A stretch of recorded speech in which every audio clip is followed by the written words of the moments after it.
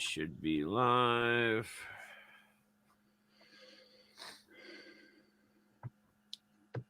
We are. Should be live. Oh, God. Yeah, just make sure we're muted if you guys have it on. That was close. Share. We got a Take playbook. about a minute or two for notifications. Broncos to hit. playbook. Check out the Noah Fant one. I just scored this one. Game of Inches. Yeah. I just need to get it signed though. That's up, but okay. Playing sports cards. What's going on, man? Give me 1 second, guys.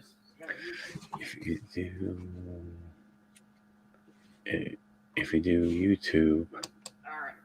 All right. What's going on? Better. We got Blaine's up in here. We got Amy. We got every damn hustling. Every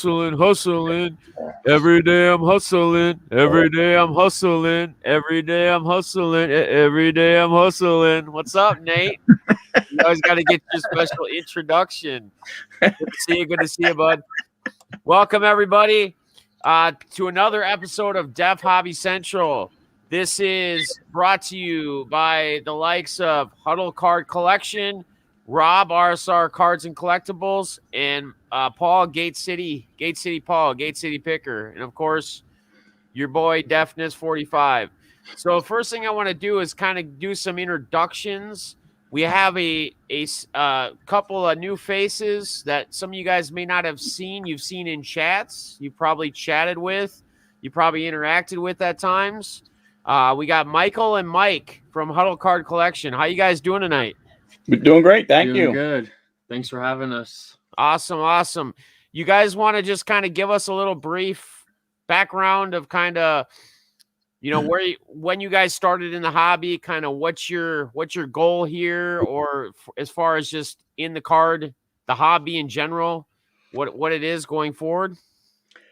Yeah. So, I started collecting probably 75, 76. So, and then, did a bunch, then kind of stopped for a little while and then got back into it, hit and miss through the early 2000s, and then really got into it, more as the boom started. Well, when he got old enough to kind of enjoy opening up a pack of cards or seeing cards and along those types of things. Right. So why did you get involved? I probably got heavily involved just within the last couple of months. Once everything started booming, he showed me some of the videos and what everybody was doing. I was like, wow, that's really cool. But collecting, I've probably been starting since I was a little kid, just getting hand-me-downs from him or my grandfather's or anything like that. So any of the beat-up cards or the not-so-crazy cards I have or anything like that. So I gotta ask. On the hand-me-down, was it just the commons and like, here you go, feed of these? Like, no, I'm just kidding. I'm sure it was players that he liked, though. Yeah. You know what I'm saying? You gotta protect them the right way, especially when they're really young. You don't want them. You want them biting on the cards or pulling them, or hey, I'm gonna put them in the bike or the bike spokes. Like they always used to do. We used to do. Awesome. And I guess one thing for you guys too, like, are you guys like within the channel? You guys started your channel. Did you guys just more or less start the YouTube thing to just interact and be in the other streams and be in the auctions and breaks and interact, or are you guys actually looking to do something with your channel on YouTube? Yeah, we definitely started at first to interact so we can build some type of following. But since we've started, we've been purchasing into breaks and stuff, and now we've been trying to get our own collection of stuff to open to build up to hopefully one day do breaks and probably start first with auctions, though. Yeah. Like kind of what you do, like the quarter auctions or just little cheap auctions to get us out there and get more of a following and get to know some more people. That's awesome. That's perfect. And I think this is one great way for you guys to do that. Again, I think most people that have been on anywhere, whether it's here or someone else's show, where it's like their first time kind of on camera with other groups and getting people in, people start to really, they're getting a different connection with you because they can put the names to the faces and kind of get a feel for who you are. So welcome, guys. And the name was the Thrifting. What was it? Thrifting Gamba? Thrifting Goomba. Thrifting Goomba. In the reselling community, that's who I am. So could you just real quick, I don't want to side off too much from the hobby, but the Thrifting Goomba. Yeah. Where did you come up with that name? I'm Italian. Okay. And, thrifting. So I just thought of it one day, the Thrifting Goomba. Yeah. I mean, I like it. That's why I was wondering, like, how did you, I don't think I could come up with that unless somebody gave me, like, my nickname is something that was given to me, from my childhood friends, and it just kind of stuck with me. So, awesome, you guys. Michael and Mike again, Huddle Card Collection. Welcome. We love having you here tonight, and we look forward to having a great show with you. Robb's going to run off, so I'm going to switch over to Paul real quick. Gate City Picker Paul, what's going on tonight, brother? How you doing? How's it going, Def? I'm just barely getting by, man. I'm going to be honest with you. I'm on a couple hours of sleep, and but I'm here. I'm here. Change messes everything up, huh? Yeah. Well, daylight did, and looking at my phone at about 5 a.m. and going, whoops, I should probably be sleeping by now. But that will do it to you, too. So what's going on with you? Nothing, just Gate City, Paul. Been back into cards. That's what I started off. Same thing as Mike. I do, thriftings and garage sales, yard sales, stuff like that. Did collect when I was a kid. In the, I guess mid 80s is when I started, and then kind of as you grow up, it less and less became a priority. And then I actually ran across the box of my own cards and started to just kind of go through them again, right at the same time as the boom started again and back into cards. That was your baby. And now I'm back into cards and got a separate eBay store for it. I do auctions with my great friends, Nate and Anthony. Every day I'm hustling, as well as Pittsburgh. 4 p.m. on Sunday. Come check us out. We'll give you great deals. They just finished one. Yeah, they just finished one. I've been doing that for probably 6 months now, and been getting pretty good turnout and pretty good, really good community and chat. So just getting back into cards. I've been back into it for about a year now. So yeah, it's nice too, guys. Like the way they do the auction, they kind of set it up through StreamYard, where they basically flip the full screen to each person, and so you're getting a wide variety from 3 different collectors, 3 different locations, so they can really switch it up, flip it up, So guys, definitely check them out. Again, I will be adding everybody's links after the show. Gate, if you can get me the eBay store as well link, just email it to me. I can also add that in the description under your info, like for following you and subbing and whatever. Just I can add it in there. So if you email it to me, that's fine. I'll get it to you.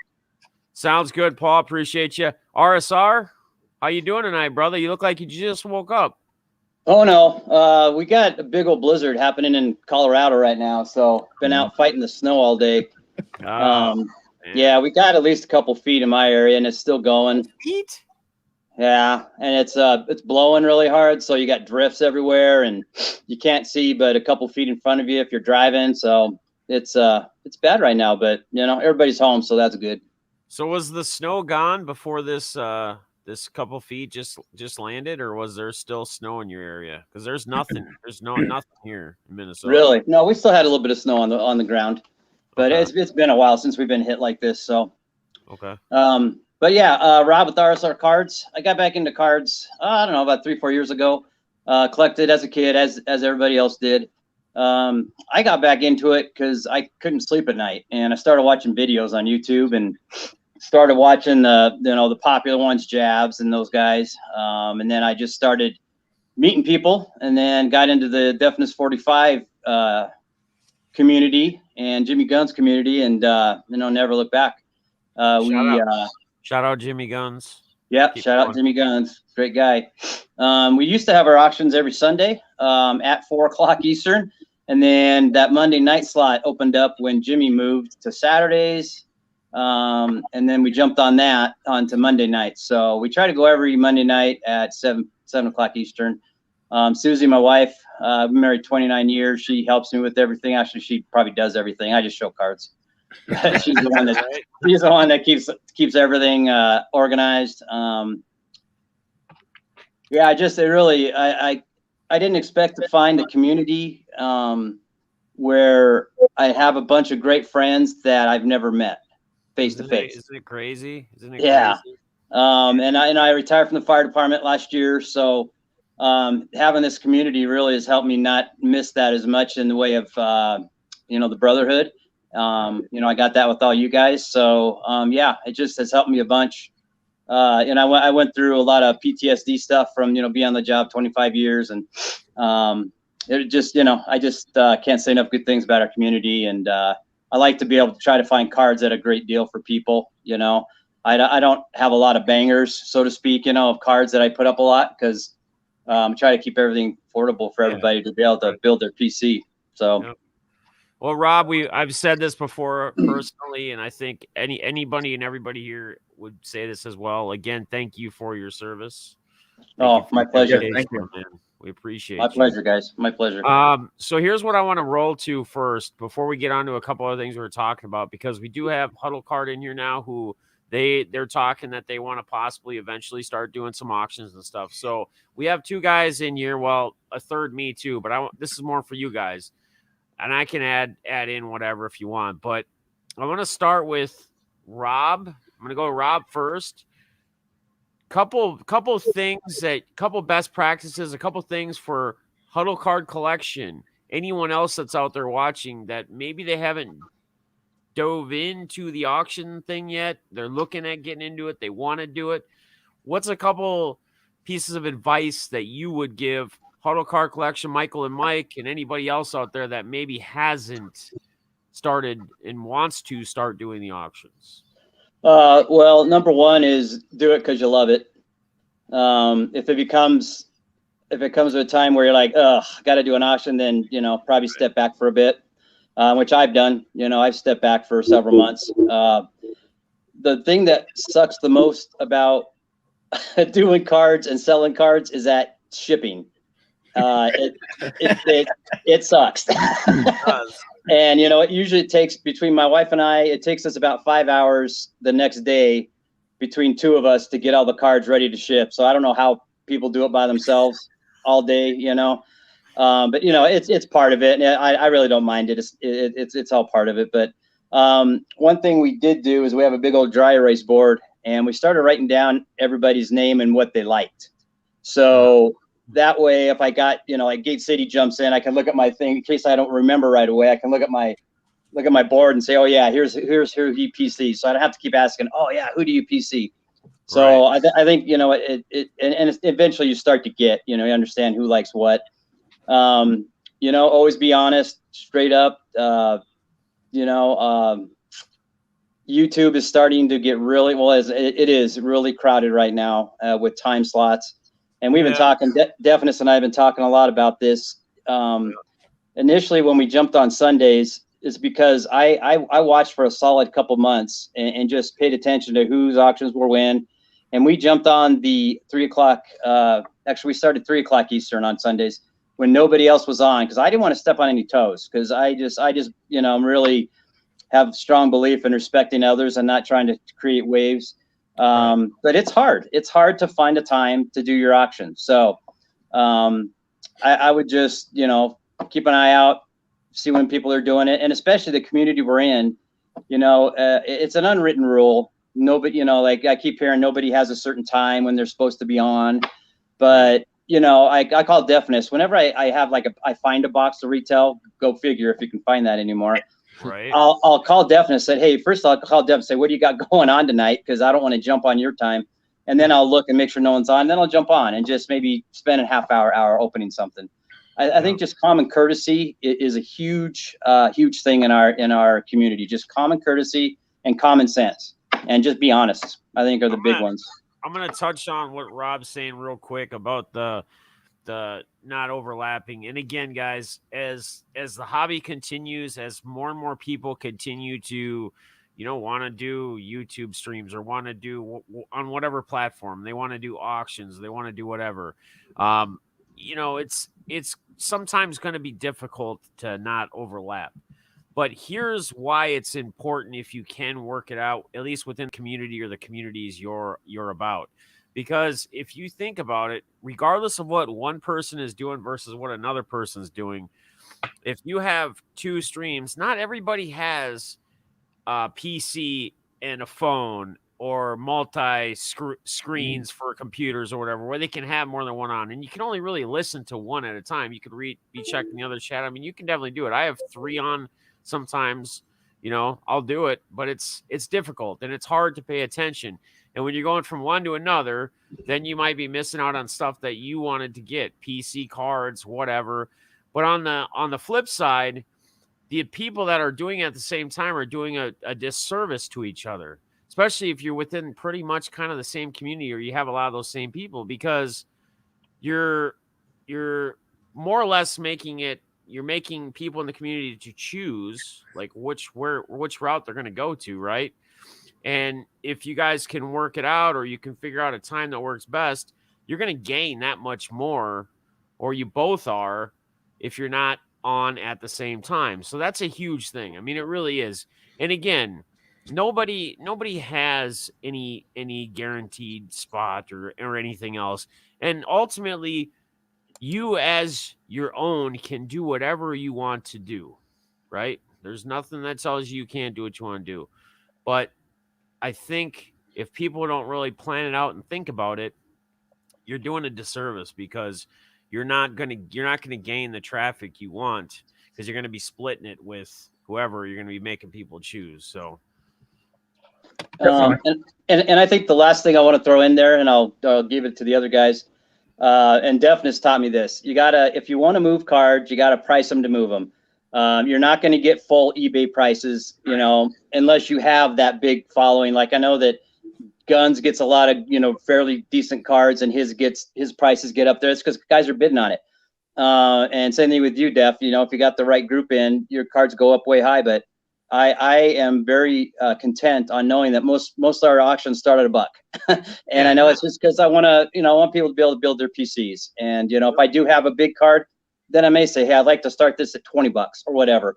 But, you know, as the great Deafness taught me, you got to price them to move them if you want to move them. So yeah, exactly. And again, you guys, the cards hold no value, regardless of what the card says it's worth on eBay comps or whatever. If it's sitting in a box or on your shelf or whatever, and it's not something that has any real true value to you because it's not a PC or something like that, it's literally worth nothing just sitting there. And how many times are you going to waste if you try to price it too high and keep repricing it and reposting it and relisting it and re-putting it up in auctions, whatever? So yeah, price to move is a great one, Rob. I appreciate it. Paul, I want to get over to you. Couple best practices for anybody that would be coming in the hobby that's looking to do auctions. You know, they haven't done anything before. Right. I actually got lucky because I joined up with 2 other guys that, you know, we kind of, you know, we're able to kind of divide it up.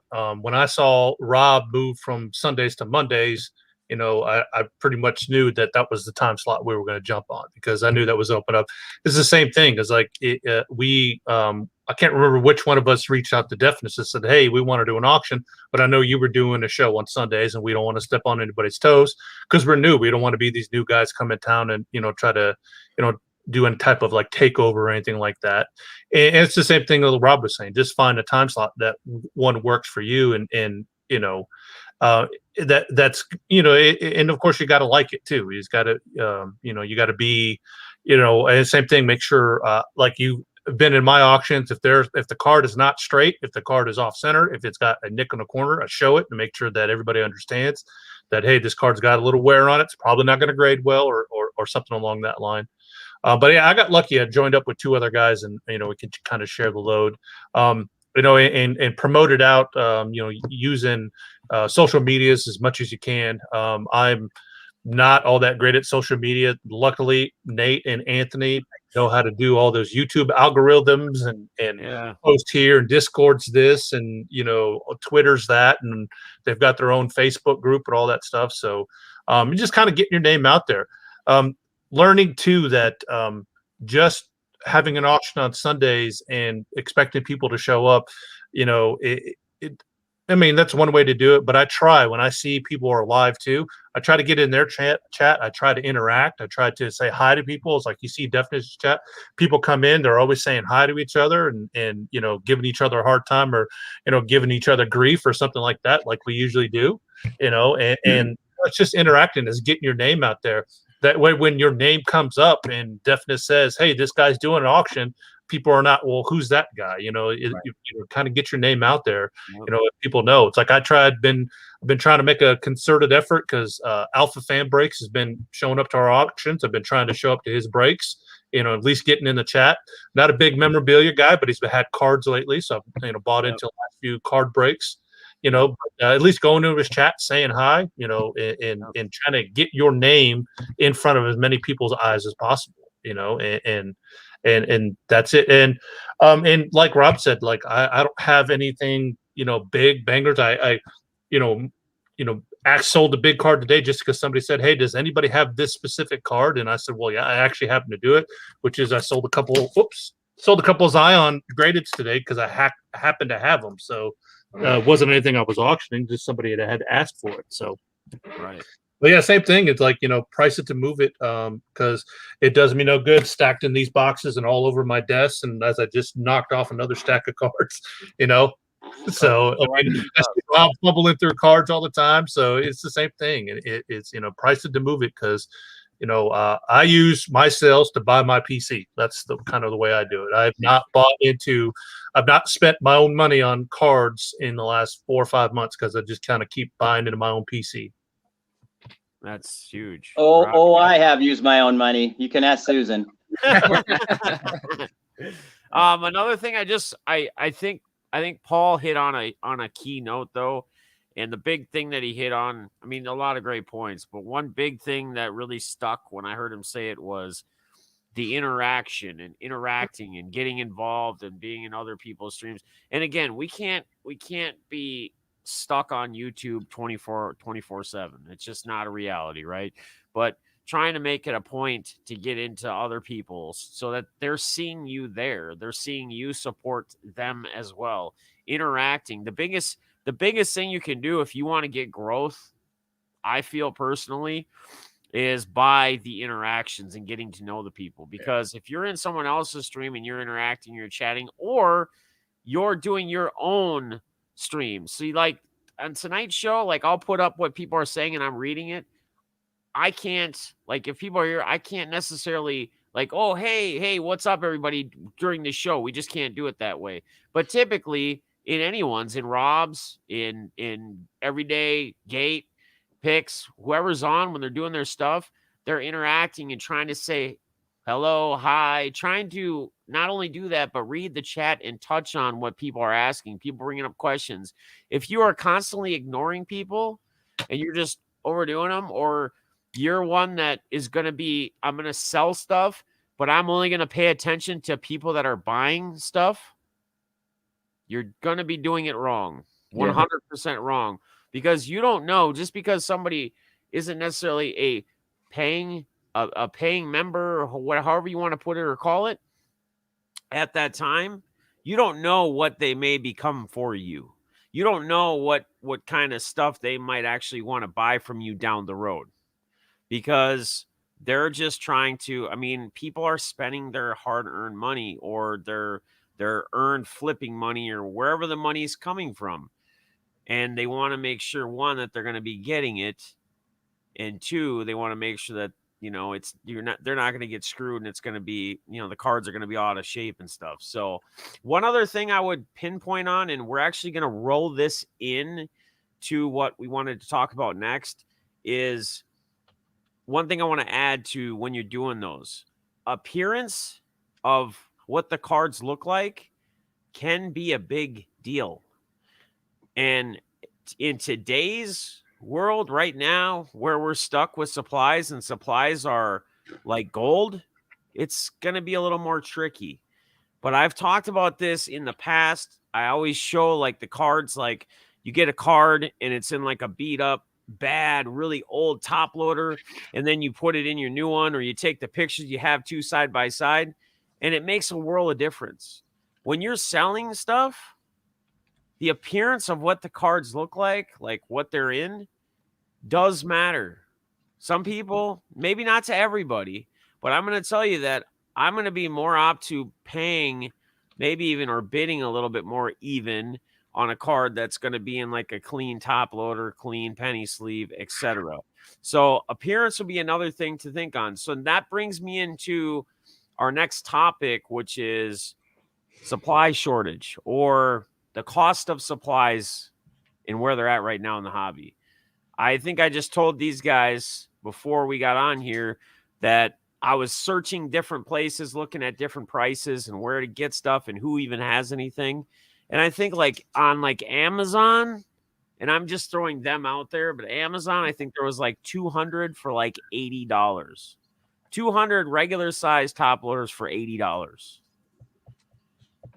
Yeah, I was on eBay actually, Def, yesterday, trying to find top loaders just to see. I used to buy a case, 1,000 top loaders for like $69.99, and now it's at least 3 times that. Last night I was looking, and on average on eBay alone, it's about $6, $7, $8. $8 was kind of the average for 25 top loaders. Yeah. One place that I look to is Eloy the Goat Flores. Eloy always has very low priced supplies when he can get them. And actually, I just got a text from him. I was bugging him for some top loaders, and he just texted me saying, I can get you a couple packs. So I said, great, that's awesome. But I have been very unsuccessful in finding any kind of top loaders lately. I'm getting pretty slim on my supplies too. So if someone has good ideas, put it in the chat or let us know. But Eloy is one of the ones that has very fair priced, not only breaks, but also supplies that I've found. And I'll queue I'm going to go to you, Paul, and then we'll go up to Huddle after that. I'll queue in another one that I actually just ordered 200 of them, and I think it ran around $40 shipped or something, but I got 200 of them through Papa J. So Papa J's Cards, another great channel that we support. So and he had them in stock. I could order. I didn't get any email back or any text from or anything saying, hey man, I can't fulfill this, or I don't have enough or whatever. So sometimes utilizing those breakers and those guys within your communities that offer that and sell that. So it's another one. Paul, any cues, tips where you think you can grab anything or find anything? Or well, like we were talking before the show, I actually don't really have any problems finding supplies. I bought these for $3, pack of 20. I got four packs of them. I got a little hidden store. It's not really a local card store or anything like that. It's an antique booth. The guy has cards and supplies in them, and so I just I go once a week and I buy 2 or 3 packs of these things for $3. And actually they used to be $2.75, and he actually went up last week because he's having problems buying. And I don't go in there and buy the shelf out, but some days I want to, but but I haven't had any issues yet with top loaders. Sleeves, I seem to stumble across sleeves when I need them. I just found a big old pack of them. I got 3 packs of these at Target the other day. So I've got 1,500 sleeves. So I'm good for at least till next week, I guess. That'll probably get me through next week or so. But online, I think the double-edged sword of buying online is it makes it available to everybody. It's easy to get, but it makes it available to everybody. And just as if you're not sitting on the website when it releases, it could be tough to get it. And and the problem is, this was brought up, actually, I was on the Hobby Hotline yesterday morning with the Hobby Hotline crew, and they had kind of touched on this too. And, people are like, well, I don't understand why it's so hard. Well, it's so hard because they're coming from overseas, and we're getting the after effect now.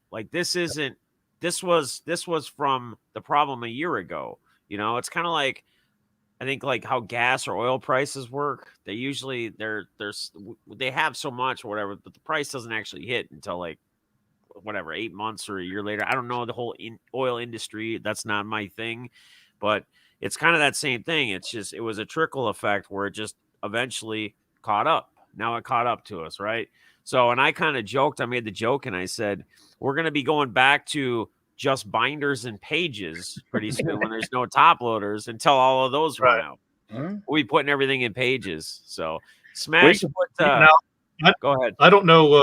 I don't know if there's any fact to this or not, but I did see somebody say that the same company that makes the top loaders are also making the plastic face shields, and so a lot of the plastics are going for the face shields and stuff like that. But I know I've seen that said a couple times in a couple different chats when this topic comes up. That same company that supplies the plastic to what's it, Ultra Pro, and I don't remember the other one, but they're limited on. They're limited on their plastics because they're selling it to the companies that are making face shields. Right. And you wonder too, this was brought up actually Saturday. Somebody brought this up. You wonder too about the actual like what they do, like PSA, right? When you send in cards with the card savers, because even the card savers, the card savers are crazy. Like I had people asking for card savers because to send their cards in to get graded, and they're having a hard time finding them unless you're going to pay $60 or $80 a box. You used to be able to buy a box of 200 of them for like $10 or $12 max or something. Now they're $60 to $80. Like, it's just insane. So, but they cut those. That's why they have you send them in the deal. But I'm sure they're still recycling this plastic, but it's just a time thing. I mean, all this stuff takes time. So it'll be interesting. It'll be interesting to see kind of where this continues to go. And another thing that people were questioning too was, were a lot of people seeing this ahead of time and then they bought up a boat ton like people might do when they go into the retail store if they know the vendor, and they buy it all, whatever. So then we can get that secondary market price up and really jack it up.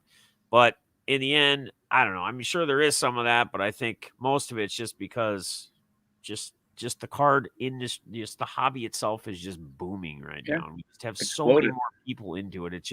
It's insane. Huddle, Michael and Mike, is there any thing as far as touching on the supplies that you guys wanted to touch on? So I'll say, everything that we have found, other than some having it, some of the larger top loaders and everything. I mean, I can't find anything anymore, but most of our supplies, we were fortunate enough to be able to pick them up at Walmart's, and right. I would see him and I would pick him up. I would see him, I would pick him up, and he would always go, "Come on, don't we have enough?" And I said, "We may have enough right now, but if we're going to do some of the things we want to do, we got to have the supplies, right? Because you can't, you can't send stuff out. I mean, now don't get me wrong, I can go to Walmart right now and I can find the Pokemon ones." Right. Little Pokemon sleeves, or the ones that have, the colored backs, the blue, the black, all that kind of stuff. You can find that. And like you said, the pages, there's got to be stacks and stacks of, the 9 cards to a page things. I mean, stuff like that. But it's getting harder and harder. And the areas in Walmart are getting smaller and smaller. They are definitely cutting down on that shelf space, They are. Yeah. Yeah, because I went with the attitude of is okay. If I can't get cards, I'm going to at least get some sleeves because I know I'm going to get cards. I'm going to have something. So I would, if I found 3 or 4 packs, I'd pick them all up and say, okay, all right, I got 300, penny sleeves. I just got to find 300 cards to put them in now. And penny sleeves are no longer penny sleeves. Pretty soon they're going to be dollar sleeves. Probably. It's going to be $100 for a pack of 100 of what once was penny sleeves. So, and one touches also. Yeah. Yep. One touch is the exact same way. One touch has been, very hard to find out there. Yep. And I don't know if you guys, we're gonna kind of swing and move over now and touch a little bit on actual Topps. Topps is actually going to be doing some unlicensed football cards. So they're actually doing like a 50 card Topps X Trevor Lawrence set. If you guys get a chance, go on like Beckett.com or just search. I mean, I think even I want to say ESPN or someone did a story on it as well, like bringing it up about the whole Trevor Lawrence top set. And some of this stuff actually doesn't look too bad. We were talking about this pre-show, and kind of they have that 86 retro style design. So it's like the old, like the Jerry Rice rookie year. And Trevor Lawrence is just wearing a t-shirt and like shorts. So he's in like his hours before the game, before they actually get dressed up, like he's out on the field, like with this thing, with his helmet off and his hair back, you know, breezing nice and beautiful, with the arm cocked back. And the thing actually, the card looks awesome. I mean, for it being an unlicensed product, if they can get by and do things like that, like Panini does with baseball, with hiding a lot of the logos or where the logo would be, a lot of the positionings that they do on it, I don't think it's a bad gig. I think it'll be a success. What do you guys think as far as with Topps basically getting into this unlicensed football? I think the name Topps, the Topps alone name's going to sell it. Yep. Unlicensed to me means no logos. Right. Does that bug me? It doesn't really bug me. If I like the way the card looks, I'm going to get it, you know? But I think as far as Topps, the name alone, them and Panini, they're going to sell it regardless if they have licenses for the logos or not, personally, is my opinion. Yeah, and I think if it's your favorite player, if it's your favorite team, it doesn't matter. I mean, you've seen that. I mean, hey, we have plenty of Panini and Donruss and all the other stuff of, our PC, our favorite team and stuff like that. And it doesn't really, it doesn't bother me. Now, does that mean it's going to have the same resale value? No, but I'm not buying it to resell it. I'm buying it to go ahead and keep it. You know what I'm saying? From that standpoint. But I think Trevor Lawrence in a, Jaguars uniform on a Panini card, Trevor Lawrence in a nondescript uniform on a Topps card, it's still going to sell. The Topps card is still going to sell. People are going to want that player also. Right. I think Trevor Lawrence should be in a Broncos uniform, but my opinion. I think he should be in a Jets uniform, but unfortunately they had to be idiots and win a couple games. Jets, right? Paul, what's your take on the Topps football unlicensed product, brother? There's been so much of that type of stuff, just from the many years. I mean, Robin knows probably from the amount of time he's been collecting, and Def too, and Mike too, is that there has always been unlicensed product. There will always be unlicensed product, and there will always be people who will buy it.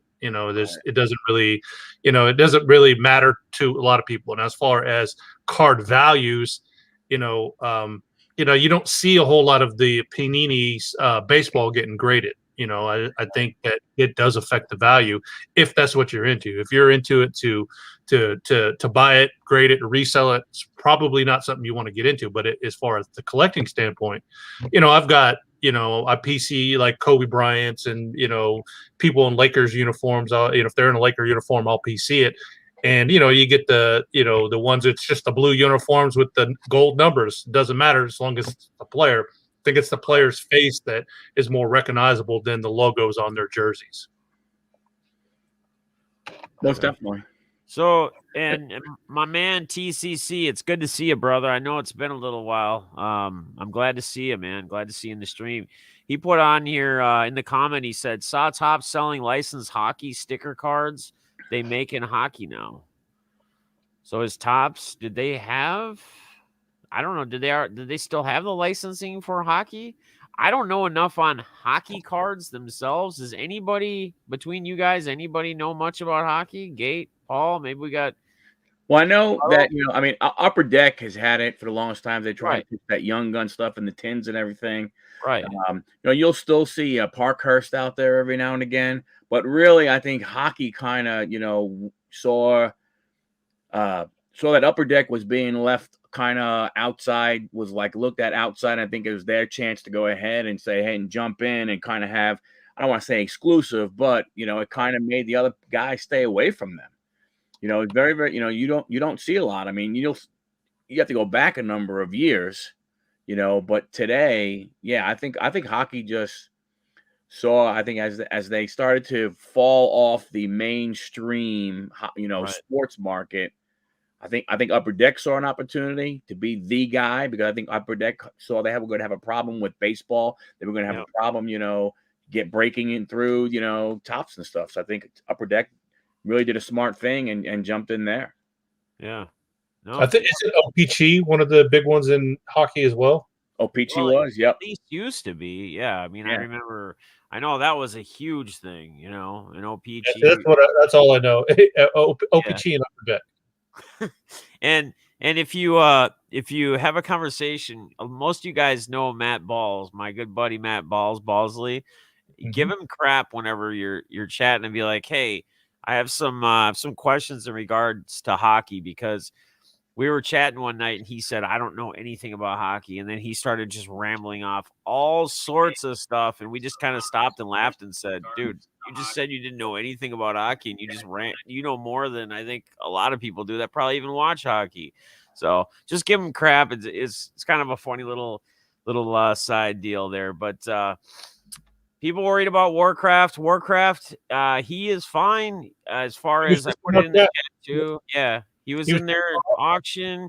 He was in Tom T's little sort thing stream earlier today. He was just really tired when he's thinking that he's going to probably have to find a different time to be doing his auctions, because the late night after guns show is just getting too hard on him. And I don't blame him, man. He goes live at like 11 midnight at night and goes for like 3-4 hours these days. And he's doing it till deafness is going to bed from playing blackjack at the casino. I don't blame the guy, not one bit. So top end products without logos, licensing is silly. Bradley, I agree. I guess I'll get your guys' take. I'm sure you're going to agree with me on this too, but yes. So like flawless Panini Flawless and National Treasures. I will say I've seen quite a few cards where, again, they do a good hiding, like the positioning of how the player is, across the bat or something front thing where you wouldn't even really see a logo or whatever. But yeah, I mean, I'm kind of in that same boat. I'm not a huge fan of having high dollar cards that don't have that license or licensing behind it. Paul, let's go to you first. What's your take on Bradley's statement there? You a fan, not a fan? I think it all depends on what you're in it for. I mean, if you're in it for the, I'm going to resell it type thing, then yeah, I think you don't get as much for it. But if you're in it for the collecting, again, I think it's the name on the card rather than the logo on the shirt type thing. It all kind of, it's what your take. Because this is what I'm assuming they're going to do something like this. This is a Panini. They're just, you can't see that is a Houston Astro, but it because it's an orange shirt. Right.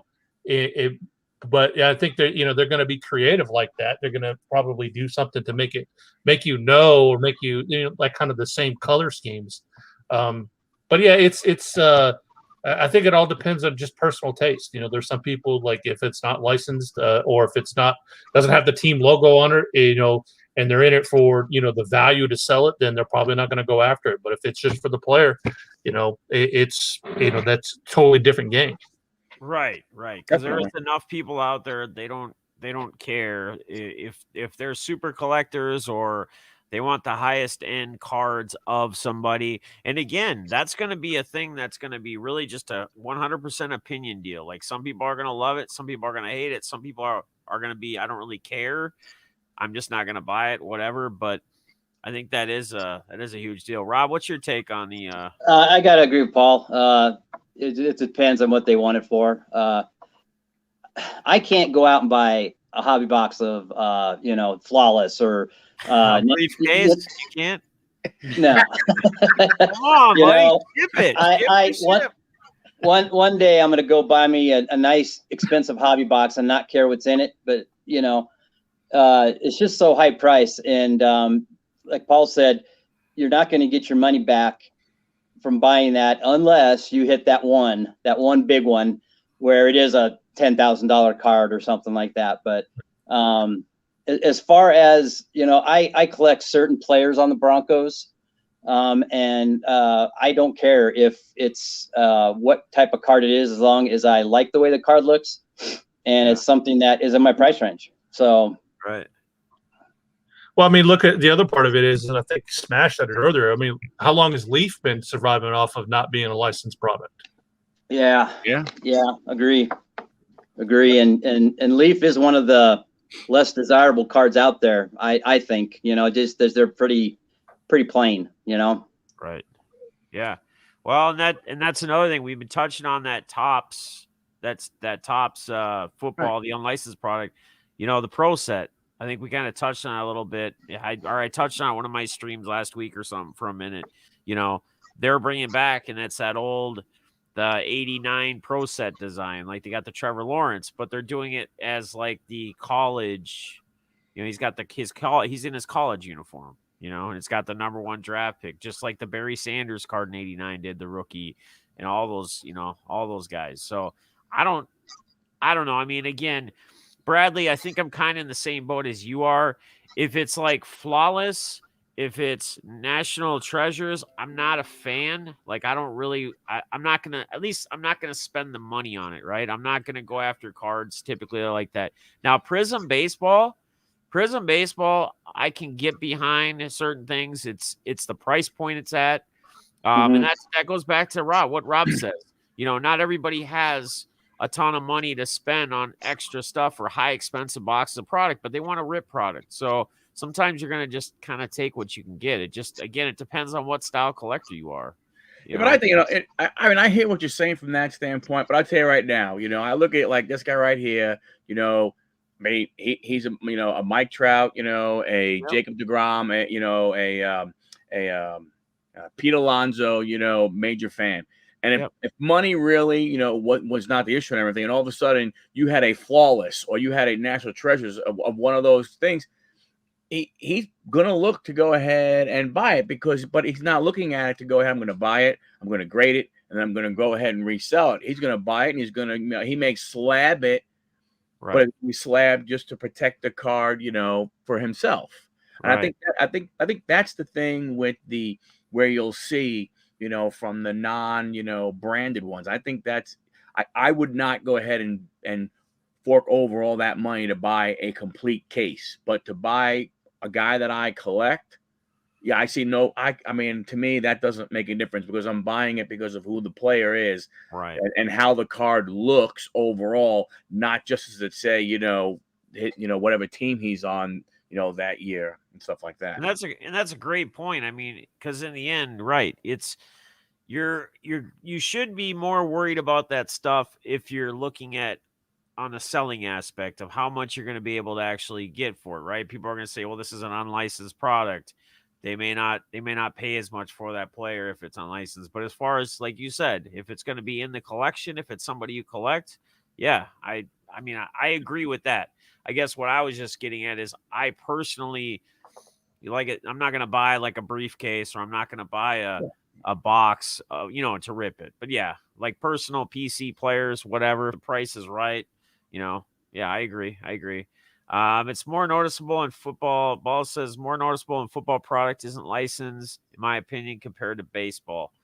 But see, Balls, if you go to, like, if they do it right. So like I brought up earlier, I don't know if you're in here, but if you go and you go to like a Beckett's website, they did an article on this Topps football release they're doing. The Trevor Lawrence card's got that 86 border, the green, and Lawrence is in a t-shirt and shorts, throwing a football like hours before game, whatever, warming up.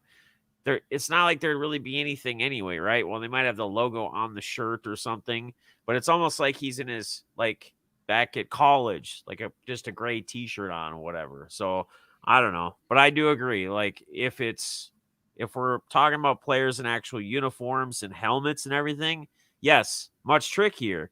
And why is that? Because, well, one, a player, in baseball, their logo is just on the front. They can always be side shot usually. Well, side shots, whatever, unless they're always getting a perfect front shot of a helmet, it doesn't have any name on it, whatever. Yeah, that's going to be very, very hard to hide. So I can see where Balls comes in and says that it's going to be much more noticeable in regards to that. One other thing I want to touch on too, Huddle. Do you guys do you guys grade cards? We sent actually some with Pittsburgh. Anthony, we sent him a couple to send off to GMA. Yeah. To get graded, and we're still waiting on to get some of those back. So what I want to ask, I'm always curious with people, and I'll ask Rob. I know Rob's not huge into the grading thing. Paul, you get into the grading thing, but I want to ask you guys, do you have a personal preference? There's so many graders that are out there now. There's PSA, there's BGS, there's HGA, there's GMA.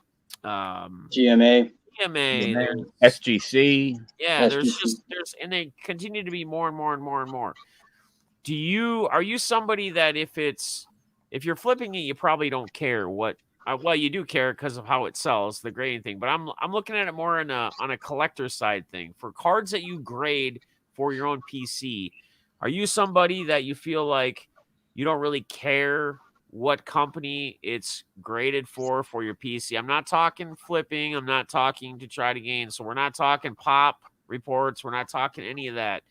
We're just talking overall, like, do you have a preference? Do you like to keep all the stuff the same? Or are you somebody who doesn't really care?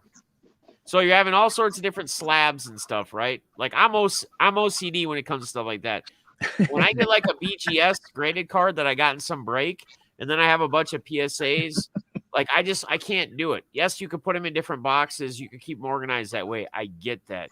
But I just don't like it. It for some reason, it's something that bothers me per se. What's your take on something like that? So, I mean, I think as I get started and we start doing that a little bit more from the PC stuff, right? Forget flipping stuff, just from the PC perspective. Not pops. We're not worried about pops and pop report or anything like that. Yeah. I mean, I think it's more about just having it encapsulated, having it in a slab and stuff. So at that point in time, it's what does the grade matter, right? You're doing it for yourself. I mean, I can, I'm not saying stay away from PSA or anything like that, but if that's a lot of money to spend, a lot of time to wait to get something back for your PC that you don't plan on selling. And the truth is you look at it from standpoint of is we'll probably maybe get some cards graded or our PC. Like another player that we PC is Michael Chavis for the from the Boston Red Sox. Okay. He's a family friend. He went to school with my daughters. He has been over at my house and everything. Oh, wow. Oh, I know where to send my Chavis cards to. Yeah, he's helped him with baseball. I mean, so we have a bunch of his cards and we've been getting some. I would probably send those in. I'm gonna pay more for the grading than I bought the card for, but it's to go ahead and for my PC. So I would probably look at, I think SGC as maybe someone that I will go ahead and do for the collection standpoint. There. I mean, HGA, you gotta love what they're doing, but again, it's it's expensive. But then I've also heard on the HGA thing that when you get a lot of different team color, like you get, how they got they do the color coding thing, like they're all different colors and stuff. It can be a little obnoxious, like when you actually got a lot of them together and they're all different team or colors, like the top headers are all different colors and stuff. It can get a little obnoxious, and again, that's going to be personal preference. That's going to depend on who it is. Paul, what's your just touch on your end real quick? I know you're into the grading side of things. Right. On the PC, as far as PC, I mean, I'll buy a graded card in a PC. No matter what the grade it is, but but I'm not buying like, I was trying to find a picture of it. Nate sent me a picture once of a card and it was Snaggletooth Grading Company was the name of the grading company. Really? Yeah, I'm trying to see if I still have the picture, but I mean, I'm not going to buy it in that. You know what I mean? If it's a known one, I was trying to find the picture of it because I couldn't believe it. But it's been so long. But yeah, it doesn't. But as long as it's from one of the known companies, I try to stay like probably like GMA is probably as low as I'll go when it comes to like buying in for a PC type situation. But I try to stay with right now SGC as well as PSA for my personal, because there's been a lot of stuff going on with Beckett and some fake slabs and some fake stuff coming out and them not really doing anything about it. So I'm trying to kind of stay away from Beckett as much as possible, but I will, I will if it is the right thing at the right price. Right. I'm Robb, gonna try to find out. I swear to you, with Snaggletooth Grading Company. Robb, just to kind of, I mean, I know you don't really care on the grading side as far as sending in, but I'm sure you probably have some cards and slabs and stuff. Kind of what? Yeah. I looking at cards for sale and cards that are selling. PSA is the one that is the most attractive to people, and I don't know why because it's been around forever. As far as the look of the graded card, I think is it SGC that has the black border. They do. Yeah. I think that really looks nice. But and actually, Alex Bernard, AB, he grades a lot of cards, and I actually sent for the first time ever. I sent a few cards to him to send through his guy to get graded, and one I just wanted to see how they came back, what grade they get. What one was a pink Burrow rated rookie, but also I going forward, I think I'm gonna start grading cards. One, because if I like, like I have a big Noah Fant collection, tight end for the Broncos. I just love the guy, and I think he's a great player. I'm gonna grade him probably PSA for the fact that one day my kids are gonna have these cards in their hands and not know what to do with them. And I know that PSA probably will be the one that will hold the most value. And that's the only reason I think I would go, besides, people telling me you got to go PSA or you got to go with this one. But yeah, I have not really got into the big grading thing yet, but I'm starting to dabble a bit. Yeah, come on, start looking out for me. Yeah, looking out. Yeah, look, come on. Are you not thinking about his future? Come on. No. Wait a minute. Oh, okay. Here's a couple the weeks you ago, run into with being the father-son duel. Now you're gonna have him like, hey, what are you doing for me? Go ahead. Ask him where the cards come from that we actually do our opening videos on. Where do those cards come from? They come from his wallet. Good answer. But we went to a card show, I don't know, about a month ago, so. And we were walking around, and a guy was showing cards from a company called ISA, which is out of Michigan. And I just looked at it briefly. It's not expensive, but it was an okay slab. It wasn't, super duper or anything, but it actually looked, kind of nice. And I think that might be one of those ones. Hey, maybe for the PC to look at again. The slab looked nice. We didn't, get a chance to take him out and really take a look at the slab, but it's another company that I was going to look into also from a standpoint of, from the PC stuff. Right. Okay. Bradley says grade superstars to sell. Grading reprints and base cards is a waste of money. I would pretty much agree on that. As far as just regular, if it's a base rookie, maybe depending upon the player, obviously a LeBron base rookie, yeah, that's worth getting graded. But you're not gonna go grade a base. I don't know, just throw a common name out there, a common player. You're not gonna go out and do that. So anyway, the last thing I want to touch on before we get you guys out of here, because we have gone almost an hour. And I'm sure you guys all have things that you would like to go and do for the rest of the evening before most of your work week start tomorrow. I know mine does. I'm very thrilled for that. I want to touch a little bit on kind of not just we've touched on some football. We've touched on, just auctions and stuff and whatnot. But what are you guys' thoughts on kind of just anything, even all the non-sports stuff now and how everything is just booming? It's not just baseball, football, basketball, hockey, soccer.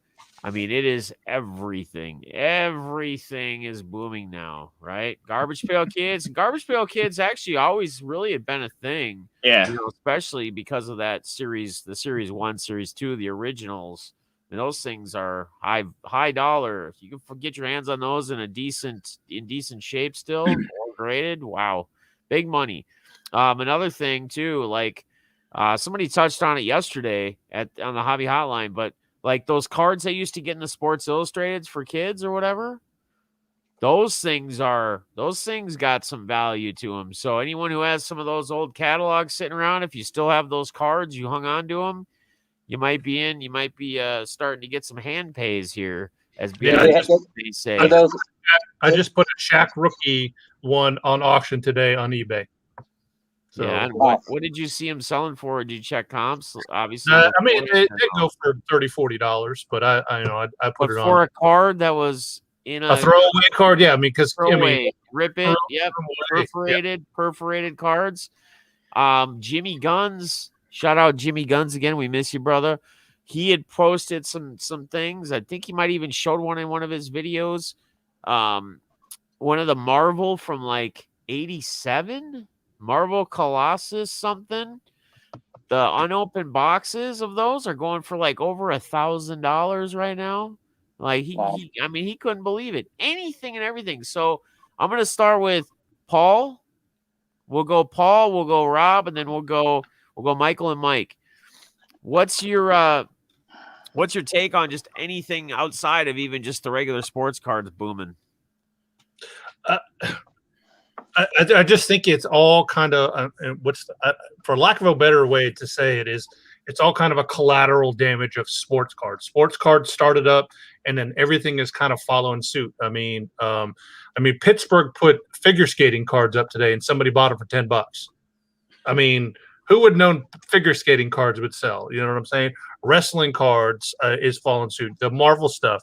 I mean, all of that type of stuff. I just think it's kind of an avalanche effect of, you know, what's the next thing, and so like you got those SI cards now, and you know, what's next. I mean, it's just all kind of, you know, I think it's people people who collected cards when they were kids are now getting into that age where they might have a little extra disposable income, and so they're getting back into touch with some of the stuff that they liked. You know what I mean? Like I'm trying to remember it, like some other trading cards. Like, I mean, even there was one of the last shows I went to. There was a guy who didn't have a single sports card, but he was selling wax boxes of, you know, TV shows and movies. I mean, he had Lord of the Rings. He had Twilights. He had, you know, the what's the one with Fonzie in it? What was the show? Happy Days. Happy Days. Saved by the Bell. I mean, he had boxes of that stuff, and people were buying it. Every time I walked by that guy's table, there were 2-3 people, and they were negotiating prices out. So, I mean, I think it's all kind of an avalanche effect, and it's, if you're the type that's going to buy and sell, you know, it's finding out what's the next shoe to drop, so you can get ahead of the game. Yeah, totally agree. To piggyback on Paul, this all started, you know, last year when we all were told to stay home, right? This whole pandemic thing, right? Yeah. And that's what started the avalanche, in my opinion, is because, you know, all of us cool card collectors, they found out our secret is that we can do this stuff at home, and, you know, we can do all this on YouTube, we can text each other, but people started seeing, hey, this is kind of a cool hobby. And since I'm at home, what can I be doing? Well, hey, let's look into this. And this is when everybody started looking at, you know, the sports card world, into the Yu-Gi-Oh, into the Pokemon, and then just kept going. Like you said, Paul, just started an avalanche of interest. And so the sports card world sucked in people that just really didn't have any interest in the hobby, but what else were they going to do at home, or, you know, wherever they were isolated at? And they found out it was pretty cool, and it started to make them feel like a kid again, you know? And I think that all started, you know, last year. It was March last year when this all started with the pandemic. And I was looking at Alex Bernard's comment. He said we're not even to the top of the mountain with how popular cards are, and I think he's totally right. I think it's going to keep going for a while. and the people that have been new and sucked into this hobby are going to stay. And so I think it's going to be a new normal for us. It's going to be hard to find top loaders. It's going to be hard to find retail. And if you're going to buy something online, it's going to cost a little bit of money. So, yeah. And it's trends, guys. Like, you can't, like, so even like in the sports worlds, right? When it's out season, like, hey, it's normal. It usually goes. But it's like we've been talking about. Baseball is here. They're in spring training. These baseball cards, if you're trying to jump on some of these guys, you should have been doing it 2 or 3 weeks ago and really trying to capitalize on guys you're going to prospect, the rookies, what have you. There's still some room there, I think, because the season hasn't officially started, the regular season. But that's how you have to be. If you're going to be somebody that's going to be, and I'm not that type of person. I mean, I just sell my stuff in auctions. I don't even sell stuff on eBay, but I just don't have the time to do it. Otherwise, I probably would. But if you are someone like that, if that's your thing, you got to be ahead of the curve. You got to be ahead of it, and you got to do it. You got to start in the off season before the season starts. People jump in too late. They always jump in after, and then it's basically too late. You're already lost. You lost. Like this, how long was Jeff Airtime talking about those SI for Kids cards? Oh, he was talking about stuff for almost a year, and everybody's like, "Oh, that'll never happen." And look at that stuff. I mean, that stuff just went up, and he was right, and I was wrong. Shout out, Jeff Airtime, man. Yep. So I think here's the thing. Here's what you got to look at it, man. And it's the way it is, right? The nerds are the cool kids now. When they weren't right, they weren't into sports. They were the nerds, and they were collecting all that other kind of stuff and everything, right? They didn't collect baseball, football. They didn't do all that kind of stuff, right? They went ahead and were collecting all stuff, and you'd be like, "What the hell are you doing? What in the hell are you buying?" Right? And now the nerds are cool. Here's one thing, and I don't know if somebody, Rob might be too old for it. Def, you might be. Do you remember Pogs? Oh yeah, the little things. Yes. I mean, I bet you those will hop off at some point in time because it's getting everything runs around. It runs back around, like the stuff that was something that disappeared. It's like all the Jimmy Guns has been talking about this for a while, like with the action figures and the toys. But specifically He-Man stuff. Oh, yeah. All that He-Man stuff's being released, and now they're bringing out the re-release of the new stuff. That stuff is going to be insane. So if you have any of that old stuff sitting around, find it, see what you got, try to bring it together, because you might have some money sitting there. And I think to the point of it, the kind of, like what Paul said was, I think the reason why it happened was, I think people looked around and people said, well, hey, why not a skating card? Why not a wrestling card? Why not? People kept asking, why not? And then all people again, hey, they didn't collect that stuff, or they remember they had it, and now all of a sudden they decided, man, you know what? It'd be cool to have that stuff in. A lot of the older generation, the truth is we're buying back our memories. Right. There you go.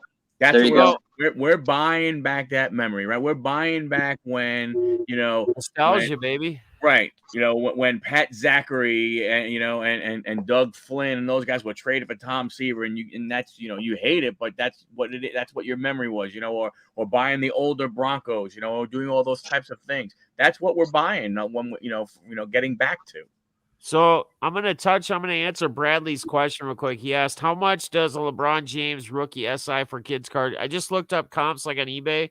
So if it's like a non-graded, one went for like $90. But if it was graded on like a PS, I think it was PSA I found here. It was a PSA one. I mean, they fluctuate depending upon the thing, but one was like $633 or something. Wow. Beckett used to have? Did Beckett ever have cards in their magazines back in the day? I don't remember. I don't recall. Don't remember. Yeah. If they did, they were like special editions and just no, it was Sporting Digest. I think it was Sporting Digest that had the cards in them.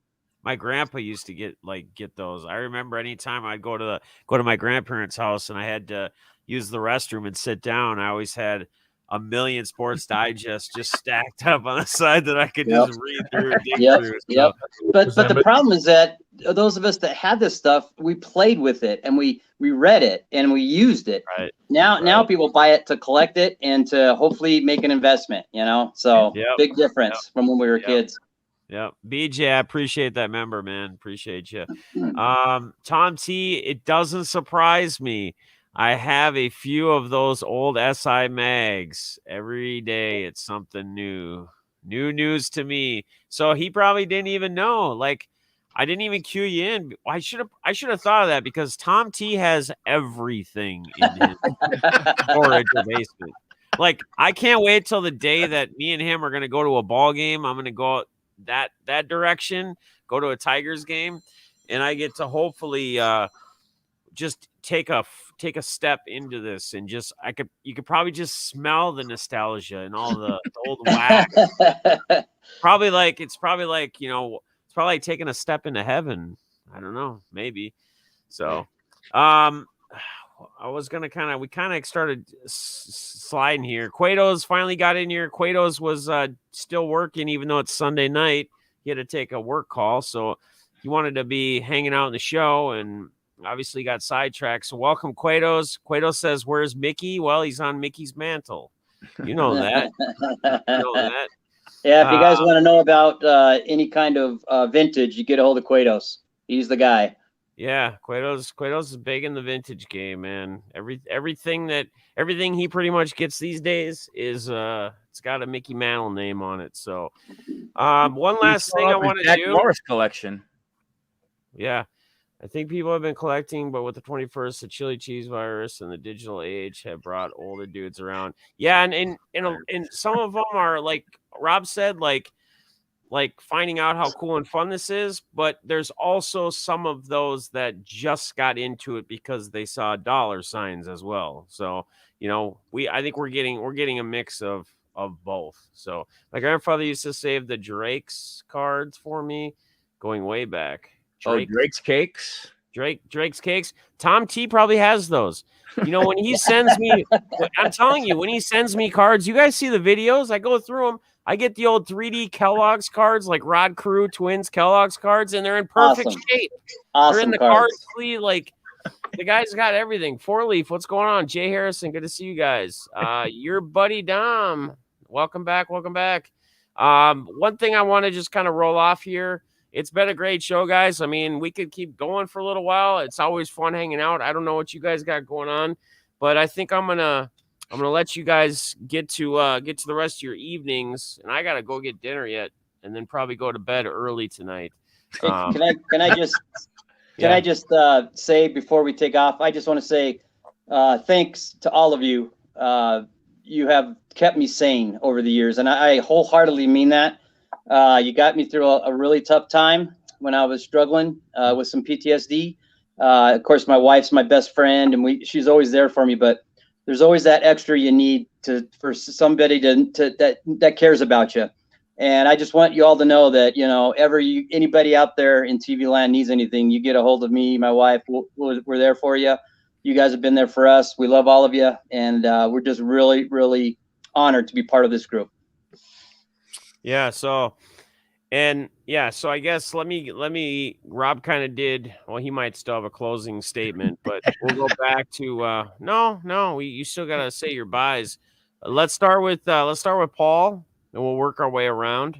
Is anything you want to anything you got coming up, any last few things you want to do, anything you want to shout out? Again, everybody's links that's on the show, after this show, when it's uploaded, when I can add them, I'll edit it and I'll get that all added because I was rushing to get this thing set up tonight. So you'll be able to find all their channels, if they have an eBay store, their Twitter, whatever. It'll all be in there. So make sure you guys follow each one of them. Go ahead, Paul. No, other than just, those of you who made your way over from Deafness to our auctions on Sunday nights, we really appreciate that. I really appreciate the opportunity to come on and always hang out with Deafness and, pick Rob's brain too. Rob's a wealth of knowledge to hear from, and, and support somebody new in the community. That's always a great opportunity because that's what they did for me. Just spent time hanging out in Deafness's chat. He invited me onto his channel. you know, and I've been gaining some subs because of that. And, you know, and it's always good. And I'd like to appreciate that. So it's always nice to kind of pay it forward. So, and that's all I really like to promote is, you know, just come hang out with us at Nate or Anthony's Every Day I'm Hustling. Well, I got that backwards. Excuse me. Pittsburgh, Anthony, and then Nate Every Day I'm Hustling on 4 p.m. Eastern Standard Time on Sundays for our auction. It's also, too, we just hang out, talk cards, too, as well. So it's kind of hobby auction type thing. So, and I'd love to see you there. So. Yep. Awesome. Go back to Rob. We're gonna. You want to just say bye again? Yeah, I don't think I can do any better than that. All right. No, just thanks for having me on, Deafness. Appreciate everything you do for the community. You don't consider yourself a leader, but you are. You and Guns are my big go-to guys for when I have big questions, and I just appreciate everything you do, Deafness. So thank you. Thank you. All right, Huddle, Michael and Mike. Closing statements, anything you guys want to touch on or say before we head out? Just appreciate having us on. We do have Instagram and YouTube, obviously, just at Huddle Card Collection. Also Discord at Huddle Cards. Right now we're posting a video every odd day of the calendar. Yeah. So just check it out. We're happy to be in this community. We're happy to meet some of you guys and start growing, and just look out for us, and we'll be in some of your guys' stuff too. Awesome. And guys, just make sure, like, the Instagram, I'm sure I can find it. I don't have a hard time finding things, but if you can email me a link after the show or whatever, it'll just make it that much quicker for me to just be able to add it when I edit in the description. So it's on this channel so people can go and find you guys. Yeah, and we'll email it to you. Yeah, and I appreciate each and every one of you guys coming on here. Again, guys, and viewers watching out there, as Rob says, we thank each and every one of you guys. If it wasn't for you guys, between any of our channels, none of this would happen. None of this would be possible. You guys are what make it possible, and you guys are what make it. You continue to keep it going. And you know, I've brought it up many times that a lot of people do things like this for many different reasons. Some people do them because it's therapeutic. Some people do them because they just need another getaway and a place to get away from their work life, their family life, whatever it might be. But for me, this is probably one of the best things that's happened to me since I decided to make a change in my life. And it's because of each and every one of you guys. And I get burnt out. I'm not going to lie. All of us get burnt out. But I guess the thing I want to touch on, I want to point on before we leave is when you get to know these people, when you get to interact with these people and you feel like you've gained some trust, you have trust with them or whatever, don't be afraid to exchange phone numbers. Don't be afraid to stay in contact with each other. Don't be afraid to reach out to one another. If you see somebody hasn't been around for a while, maybe drop a line. If nothing else, if you don't have their phone number, send them a DM or something if you follow them on Twitter and you can, or whatever it might be, an email if you have an email address. All of us are going through a lot right now, and we have been. But we can continue to push forward and be stronger together as a team than as individuals. And if you guys take that same mentality within the card community and the communities you build, you're going to have that much more success. When you stop making it all about you and you make it about us, that's when you're going to see change, and that's when you're going to see your growth. I can't thank you guys enough. You guys are all amazing. The show is incredible. I also want to point on that, you know, we got Rob, we got Paul, we got Michael and Mike tonight. Thank you guys for coming on. Any of you guys out there can be on this show if you want to. I do this every Sunday, or try to do it every Sunday night, unless there's things going on or whatever. It's really for you guys. So if you want to get on here and you want to talk hobby and so people can see you and get to know you and put a name to the face, it always helps that much more. So, and I get some people don't like to be in front of a camera. Some people don't like the camera, whatever it might be. But if you do, you're not afraid of the camera and talking and just spitting out what your opinions are, join us one night. I'd love to have you on here. So BITG, shout out BITG, shout out Jimmy Guns, shout out everybody. You guys are all amazing. BJ, I appreciate the member tonight. Guys, tomorrow night, we'll be doing our poker. If you want to join the poker club, we just do it for fun. We play poker on pokerstars.net. It's basically the card community rolls over to playing cards for a night, hanging out. And then I will be having an auction Tuesday. I will be selling cards for Paul Olson. So this auction will be none of my cards. It'll all be Paul's. You'll be paying him directly. He'll be shipping everything out. He's got some amazing stuff, guys. I went through some of it the other night, or the other night. So go back and check that out if you want. A lot of cool stuff will be in there. So with that being said, guys, again, I want to thank each and every one of you guys. Thank you for having us. Thanks a lot, We're Dev. out of here, guys. Thanks, Have a Dev. good night. Peace.